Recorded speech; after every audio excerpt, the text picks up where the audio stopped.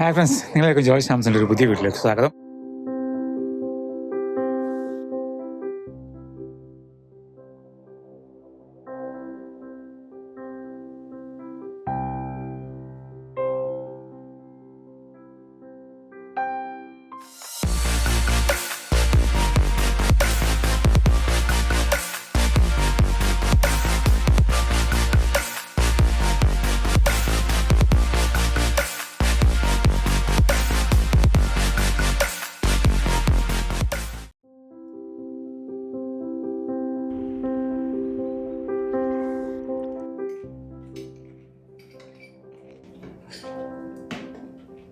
അപ്പോൾ നമ്മളിപ്പോൾ ഇന്നുള്ളത് മെസ്തിയിലാണ്. അപ്പോൾ നമ്മൾ ഇന്നലെ രാത്രി നമ്മൾ സ്കൂളിൽ നിന്നും കൂടി വരികയാണ് ചെയ്തത്.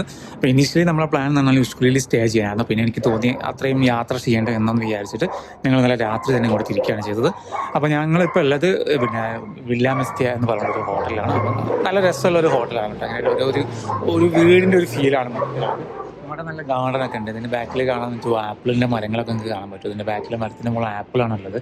അപ്പോൾ ചെറിയ ആപ്പിളാണ്, അങ്ങനെ കുഴപ്പമില്ല. നല്ലൊരു ഗാർഡനൊക്കെ സെറ്റ് ചെയ്തിട്ടുണ്ട്. റോസ് ഉണ്ട്, ഇവിടെ ബാക്കിൽ റോസ് കാണാൻ പറ്റും, ഒക്കെ കാണാൻ പറ്റുന്നുണ്ട്. നല്ല അടിപൊളി സെറ്റപ്പുള്ളൊരു ഇതാണ്.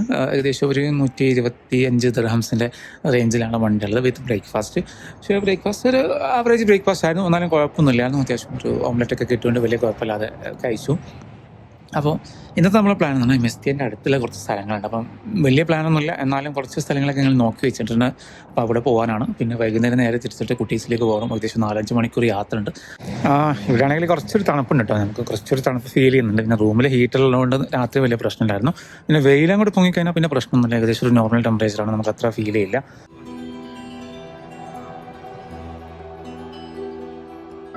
റൂമിൽ നിന്ന് ഇറങ്ങിയതിന് ശേഷം ഞങ്ങൾ ആദ്യം പോയത് കുറച്ചൊരു വില്ലേജ് ഏരിയയിലേക്കാണ് പോയത്. കുറച്ചൊരു മൗണ്ടൈൻ്റെ സൈഡിലുള്ള ഒരു ഏരിയയിലേക്കാണ് പോയത്. ആ ഏരിയയിലൊക്കെ നല്ല ഭംഗിയുണ്ടായിരുന്നു കാണാൻ കേട്ടോ. കാരണം ഒരു യെല്ലോ ലീവ്സും കാര്യങ്ങളൊക്കെ ആയിട്ട് ആ ഒരു മല കാണാൻ നല്ല ഭംഗിയുണ്ടായിരുന്നു.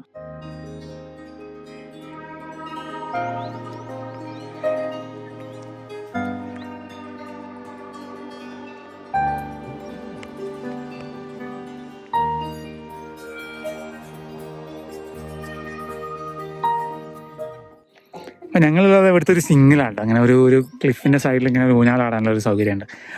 ഫ്രീ ആണ് കേട്ടോ. അങ്ങനെയല്ല, നമ്മളൊരു താഴോട്ട് ഇങ്ങനെ കാണുകയും ചെയ്യുക, അതിൻ്റെ കാഴ്ചകളൊക്കെ കാണുകയും ചെയ്യുക, ഫ്രീ ആയിട്ട് സിംഗ് ചെയ്യുകയും ചെയ്യുക എന്നുള്ളതാണ്. അപ്പോൾ കുറച്ചൊന്നൊരു മല കയറി ഇങ്ങോട്ട് വരണം. വണ്ടി നിങ്ങളൊക്കെ വരാൻ എളുപ്പമാണ്.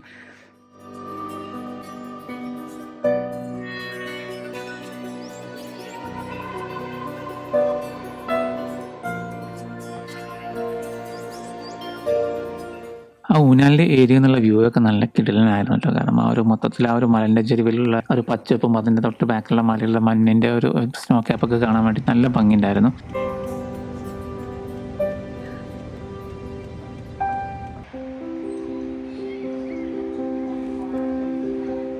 ഇവിടുത്തെ ഒരു മെഡീവൽ ടവേഴ്സ് ഉണ്ട്. കുറച്ച് കാലം മുൻപേ പണ്ടത്തെ കാലത്ത് ഉണ്ടാക്കിയ ഫ്രാൻസിൻ്റെ കാലഘട്ടത്തിൽ ഉണ്ടാക്കിയ മെഡീവൽ ടവേഴ്സ് ഉണ്ട്. അതാണ് ഇവിടുത്തെ ഒരു ഫേമസ് സംഭവം. അപ്പോൾ അതിൻ്റെ കുറച്ച് കാഴ്ചകൾ കാണാൻ അപ്പോൾ ഞങ്ങൾ വന്നിട്ടുള്ളത്. അപ്പോൾ ഇവിടെയൊക്കെ ഇങ്ങനെ നോക്കിയാൽ കാണാം ഭയങ്കര പഴക്കമുള്ള, വർഷങ്ങളോളം പഴക്കമുള്ള ടവേഴ്സാണ് എല്ലാം ഉള്ളത്. അപ്പോൾ അതിൻ്റെ കാഴ്ചകൾ ജസ്റ്റ് ഒന്ന് ദൂരം നിന്ന് കാണാൻ വേണ്ടിയിട്ടാണ്. ഇവിടെ ഒരു ചെറിയ റിവറും ഉണ്ട്. അപ്പോൾ അതും കാണാമെന്ന് വിചാരിച്ചിട്ട് ഇങ്ങനെ ഒരു സ്ഥലത്തേക്ക് വന്നതാണ്. ഇങ്ങനത്തെ ടവേഴ്സാണ് ഇവിടുത്തെ ഒരു സ്പെഷ്യാലിറ്റി എന്ന് പറയുന്നത്. ഇങ്ങനത്തെ ടവേഴ്സ് നമുക്ക് ഒരുപാട് ഇവിടെ കാണാൻ പറ്റും. എല്ലാ സ്ഥലത്ത് പോയാലും ഈ ടവേഴ്സ് ഇങ്ങനെ കാണാൻ പറ്റും. ഈ സ്കൂളിൽ പോയാലും കാണാൻ പറ്റും. ഒരു യുനെസ്കോ ഹെറിറ്റേജ് സൈറ്റിലൊക്കെ ഉൾപ്പെട്ട ഒരു ടവേഴ്സാണിത്.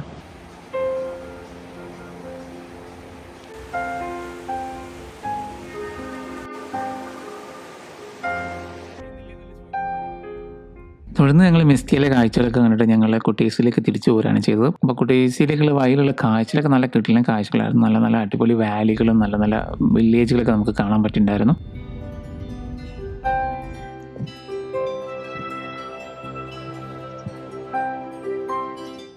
ഇത് ഞങ്ങൾ പോകുന്ന വഴിയിൽ കണ്ട ഒരു ബ്രിഡ്ജായിട്ട്, മരത്തിന്റെ ബ്രിഡ്ജ്. ഒരു സൈഡിലേക്ക് ചാഞ്ഞ് കിടക്കുന്ന ചെറിയൊരു പേടിയുണ്ട്. ഞങ്ങൾ വില്ലേജിൽ കണ്ട ഒരു വീടിൻ്റെ മുൻപിൽ നിർത്തിയിട്ട് ഞങ്ങൾ ആ മരത്തിൽ കണ്ട കാക്കപ്പായൊക്കെ ടേസ്റ്റ് ചെയ്ത് നോക്കിയിരുന്നു. പക്ഷേ നല്ല നേരം ഉണ്ടെങ്കിലും അത്ര ടേസ്റ്റ് ഒന്നും ഇല്ലായിരുന്നു.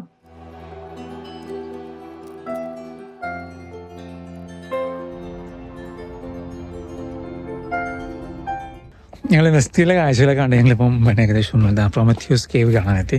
അപ്പം മെസ്തിയിൽ ഞങ്ങൾ ഇന്നത്തെ പ്ലാൻ ഉണ്ടായിരുന്നു ഒരു കൊറോലി ലേക്സ് എന്ന സ്ഥലത്തൊക്കെ ഒരു ചെറിയൊരു ഹൈക്ക് പ്ലാൻ ഉണ്ടായിരുന്നു. അപ്പം പിന്നെ നേരം പോകുന്നതുകൊണ്ട് ഞങ്ങൾ അതൊക്കെ സ്കിപ്പ് ചെയ്തിട്ട് പിന്നെ ഞങ്ങൾ ഈ പ്രൊമത്തിയൂസ് കേവിൻ്റെ കാഴ്ചകളൊക്കെ കാണാൻ വന്നതാണ്.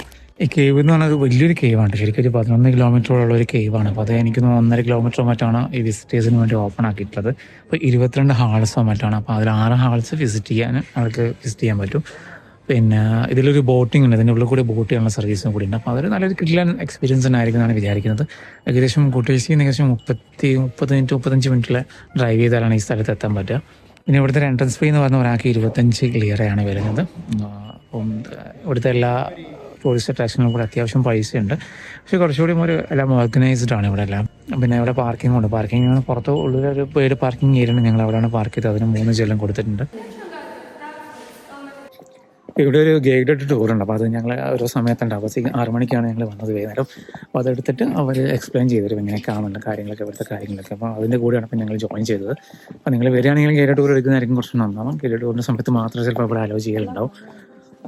അപ്പോൾ ഇതിനെപ്പറ്റി കുറച്ച് കാര്യങ്ങളൊക്കെ നിങ്ങൾക്ക് പഠിക്കാനൊക്കെ പറ്റും. അത് ഇംഗ്ലീഷിൽ പറയുന്നുണ്ട്, വേറെ ഭാഷയിലൊക്കെ പറയുന്നുണ്ട്.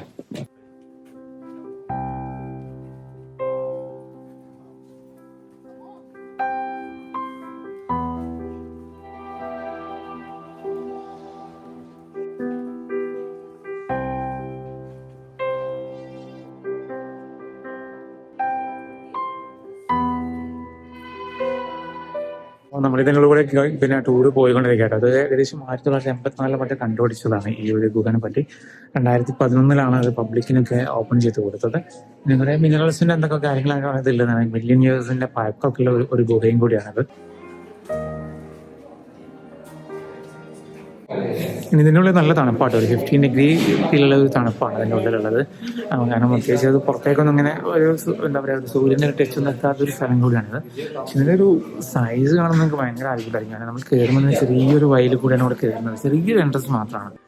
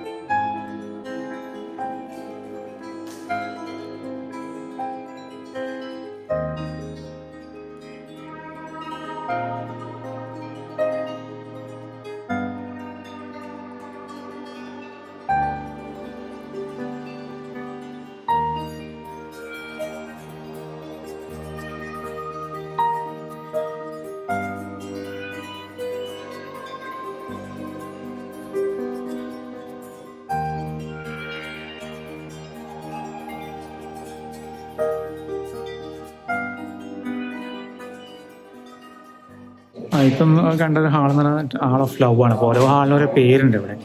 ഇവിടുന്ന് കല്യാണങ്ങളൊക്കെ നടക്കാറുണ്ടെന്നാണ് പറഞ്ഞത്. ഇപ്പം വൈറ്റ് ഡ്രസ്സൊക്കെ ഇട്ടിട്ട് കല്യാണങ്ങൾ നടക്കാറുണ്ട്. പിന്നെ അവിടുത്തെ ഒരു യുണീക്ക് പാറ്റേൺ ആണ്. അവിടുത്തെ ഒരു പാറ്റേൺ ആണ് ഭയങ്കര ഇമ്പ്രസീവ് എന്ന് പറയുന്നത്. ആ ഒരു എന്താ പറയുക, വെള്ളം ഉറ്റുകൊണ്ടുണ്ടായിട്ടുള്ള ഒരു പാറ്റേൺ, പല ടൈപ്പുള്ള പാറ്റേൺസ് ആണ്. പ്രകൃതിൻ്റെ ഒരു ഡിസൈനാണ്, വേറെ ആരും ഇങ്ങനെ കൊത്തിവെച്ചതോ അങ്ങനത്തെ ഒന്നല്ല. അത് നല്ല ഭംഗിയുണ്ട് കാണാൻ.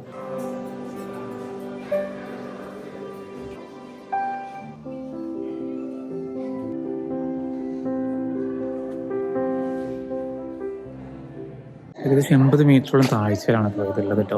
അപ്പോൾ ഈ കാണുന്ന സ്ഥലങ്ങളിലൊക്കെ വെള്ളം ഉണ്ടാവാറുള്ളതാണ്. അപ്പോൾ വെള്ളം ഉണ്ടാവുകയാണെങ്കിൽ നല്ല ഹെവി റെയിൻ സമയത്തൊക്കെ ഒരാളെ ഹൈറ്റിനൊക്കെ ഈ കേവിൽ വെള്ളം ഉണ്ടാവുമെന്നാണ് പറയുന്നത്. ഇപ്പം ഇവിടെ നിലവിലിപ്പം ഇവിടെ വെള്ളമൊന്നുമില്ല. ഇതിലൊക്കെ വെള്ളം ഉണ്ടാകുന്ന സ്ഥലങ്ങളാണ്, ഈ ബാക്കിൽ കാണുന്ന സ്ഥലങ്ങളൊക്കെ വെള്ളം ഉണ്ടാകുന്ന സ്ഥലങ്ങളാണ്. ഇപ്പം വെള്ളം കുറവാണ്. ഇവിടെ ബോട്ടിംഗ് സർവീസ് എന്തോ ഉണ്ടെന്ന് പറഞ്ഞിട്ടുണ്ട്. അതും എവിടെയാണെന്ന് എനിക്കറിയില്ല, പക്ഷേ ബോട്ടിംഗ് സർവീസ് ഉണ്ടാവാറുണ്ട് ഇവിടെ വെള്ള സമയത്ത്. ഇതിന് കേവിൻ്റെ അവസാന ഭാഗത്തെത്തിയപ്പം കുറച്ചുകൂടി ഒരു വലുപ്പുണ്ടായിരുന്നു. കേവിന് കുറച്ചുകൂടി ഒരു വൈഡായിട്ടുള്ള ഏരിയാസ് ആണ് മൊത്തം ഉണ്ടായിരുന്നത്. അവസാന ഭാഗത്ത് നമുക്ക് കാണാൻ വേണ്ടിയിട്ട് ഒരു ചെറിയൊരു ലൈറ്റ് ഷോയും ഉണ്ടായിരുന്നു.